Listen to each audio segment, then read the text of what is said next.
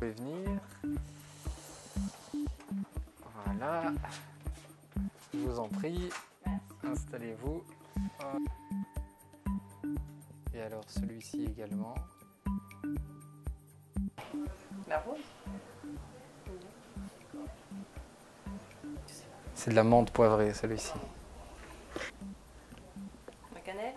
Ouais, exactement. Par rapport à la dernière fois, on a une amélioration. Donc le score est passé de 0 à 8. Donc on a quand même une amélioration au niveau de l'odorat. C'est pas encore parfait, mais il faut continuer à s'entraîner. Il y a 16 stylos. Quelqu'un qui sent bien, il doit sentir au moins 12 odeurs. Si le patient sent entre 9 et 11 odeurs, on dit qu'il est hyposmique, c'est-à-dire qu'il a perdu partiellement l'odorat. Lorsque le patient sent moins ou 8 odeurs, on dit qu'il est anosmique, c'est-à-dire que le patient est considéré comme ayant une perte complète d'odorat.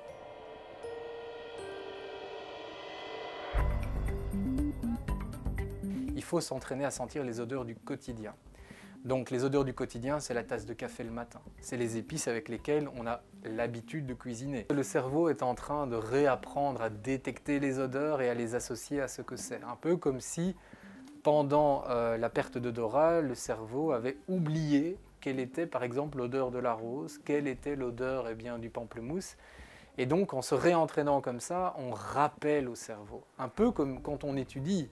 Pour être efficace quand on étudie une matière, il faut l'étudier plusieurs fois. Et bien pour la perte d'odorat, c'est la même chose. Pour pouvoir permettre au cerveau de détecter rapidement une odeur et savoir ce que c'est, il faut qu'il se réentraîne beaucoup de fois pour pouvoir être très efficace. Qu'est-ce que c'est lent pour ça, hein, à partir, sauf si c'est...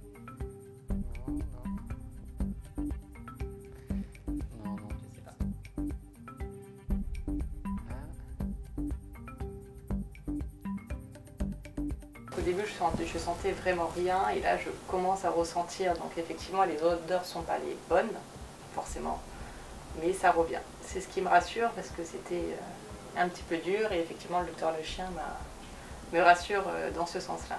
Là, elle sent des odeurs. Ça veut dire qu'il y a un processus de récupération qui est enclenché et qui est en bonne voie.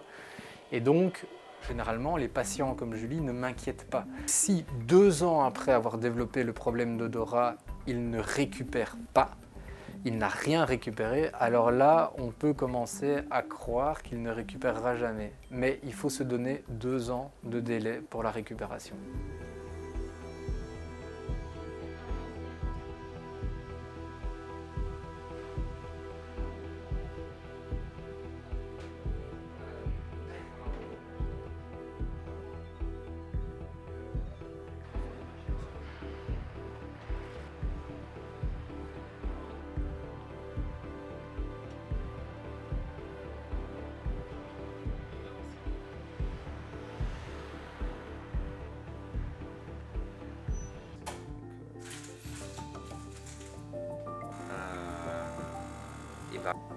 Franchement, c'est léger.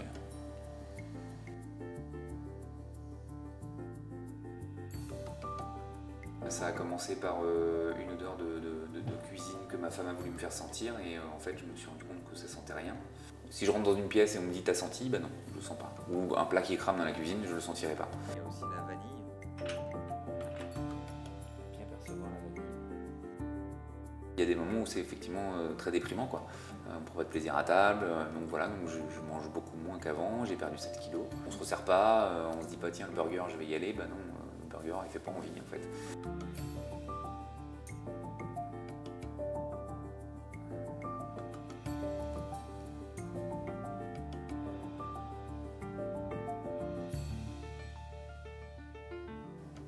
Donc c'est l'eucalyptus.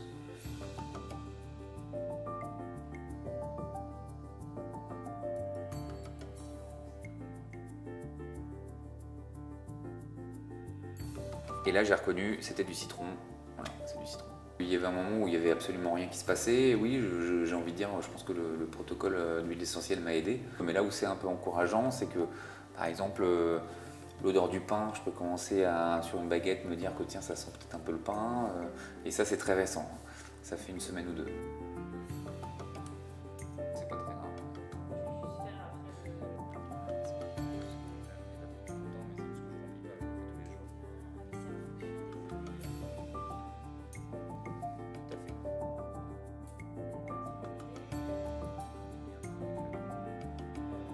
Notre chance a été de rencontrer Raj Gurdon, qui est directeur de recherche en neurosciences au CNRS, et qui nous a ouvert les quelques études scientifiques qui existaient sur la rééducation olfactive. Et c'est pour ça que j'ai voulu vulgariser le protocole pour le mettre à disposition de chacun.